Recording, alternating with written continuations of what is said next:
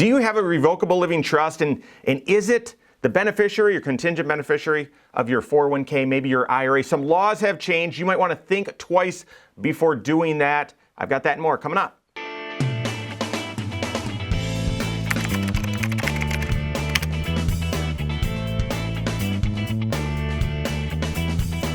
My name's Mike Bernard. I'm the host of the Wise Money Show. I'm also one of the certified financial planners right here at Korhorn Financial Group. Make sure you hit that subscribe button, turn on notifications, and smash that thumbs up button. All right, do you have a revocable living trust? And is part of the reason you have it to help with dispersing assets to young kids if something were to pass away while you've still got those young dependents? That's what I have. Structure for a lot of folks, basically with the thought process that, well, geez, we're trying to raise these kids and we've got, some young ones right now. And if I passed away, if we passed away, the kids would inherit the life insurance and the house value, the retirement accounts, and boy, that would be a lot of money for someone that young and immature to actually handle. Well, okay, they wouldn't actually get the money. A guardian would kind of steward it and manage it for them until they turn 18. But then at 18, they just could do whatever they wanted with the money. And I don't know about you at 18, but my judgment wasn't that great. My maturity wasn't that great. My ability to handle money and make big financial decisions wasn't great at 18. Or in your state, if it's age 21, still that you would have a lot of money at your disposal that you could then make decisions with. And it's very possible you could make a whole bunch of decisions that move you very quickly in the wrong direction that you later regret. So as parents of young kids, or if you've got nieces and nephews that are your beneficiaries of things and they're young, a lot of times you'll use a revocable living trust, and the instructions in there say, well, if something happens to me, everything goes to my spouse or whatever. But if something happens to both of us, hold the money in trust. This trustee should manage the money for these minor children until they're of a certain age. And at least for me, that was, they get a chunk when they're 35, they get a chunk when they're 40, when they get another chunk at 45. So the money is there. That is there to help, cover their college expenses, cover their medical needs and health insurance, and cover just their general support. But they don't have access and free reign over all of it until certain ages, okay? So that's why a revocable living trust was appropriate and has been appropriate. Why a lot of folks, having young kids is one of the reasons why you might want and need a revocable living trust. But some recent tax law changes, actually not so recent. It was baked into the Secure Act 1.0, which was passed and put into law 1/1 of 2020. But the IRS is still sort of interpreting one of the rules within there as to how people are able to withdraw money from an inherited IRA or 401k.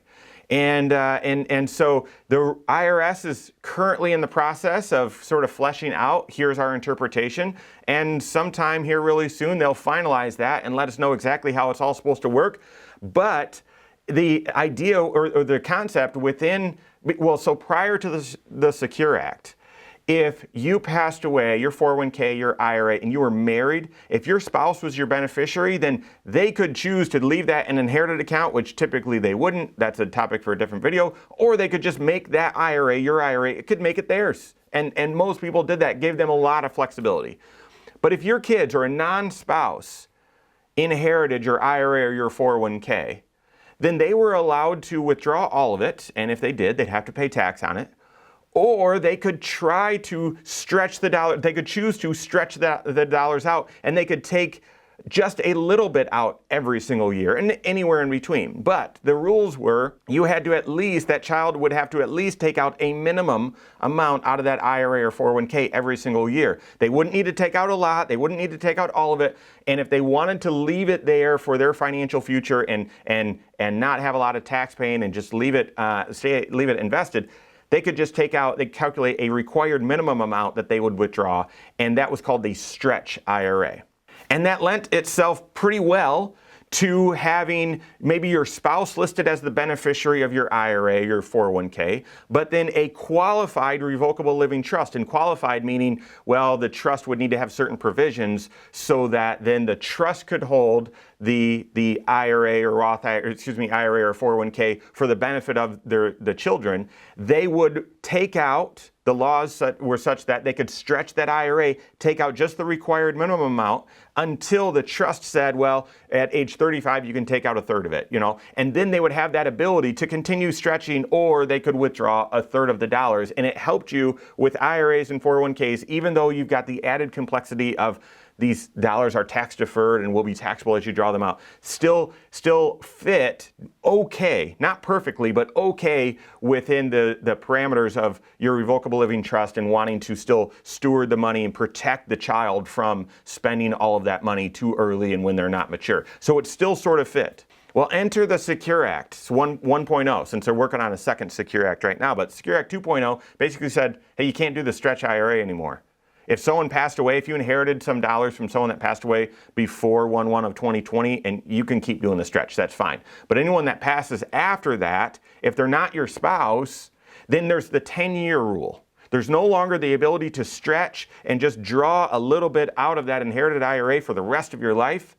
You've got to withdraw the entire account within 10 years. And there's some going back and forth where the IRS has basically concluded that, well, if the person that you inherited the dollars from had already started to withdraw, they were required to withdraw, you've got to do a required minimum distribution for those 10 years and empty the entire account within 10 years. So it's sort of like not this, well, the old rule and now the new rule. It's like the new rule and the old rule together, right? So it can be a little painful, a little tricky. If you're dealing with that, just stop right now, contact your certified financial planner and be working through that. But how does that impact this revocable living trust and this idea of your minor children inheriting IRAs and 401ks? Well, it essentially renders it useless. The idea, so think about this. If you passed away before your child was 18, under the current Secure Act laws, they're not required to take any money until they turn 18, okay? And then at 18, the 10-year rule starts. So if you pass away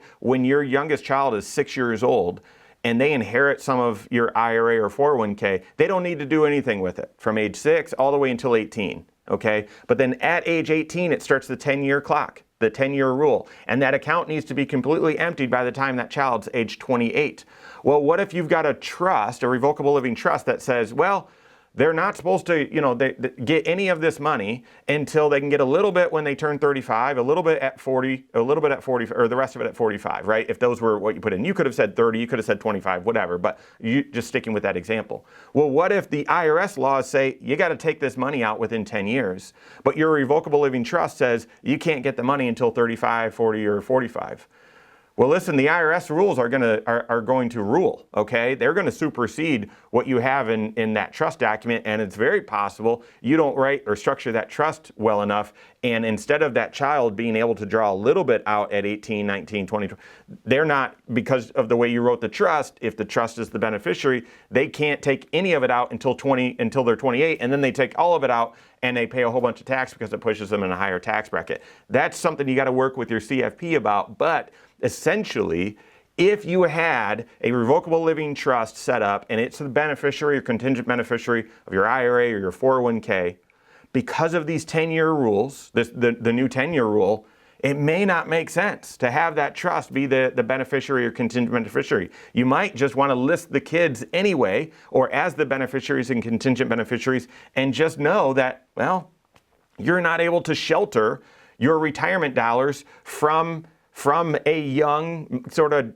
immature or an individual that lacks a lot of financial decision-making, financial experience. And they're going to have access to those dollars, and hopefully you've raised them well and they've got the right trustees and guardians in place to help them make those decisions.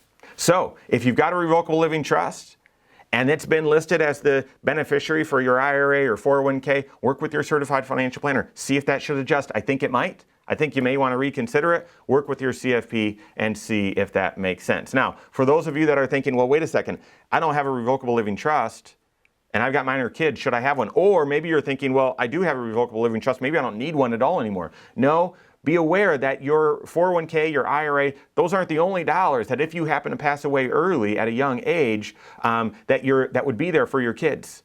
Cash in the bank, your your life insurance, that's likely going to be the biggest estate enhancement since you've got young kids. Likely you've got a decent amount of life insurance. You haven't saved as much for 401k, those sorts of things.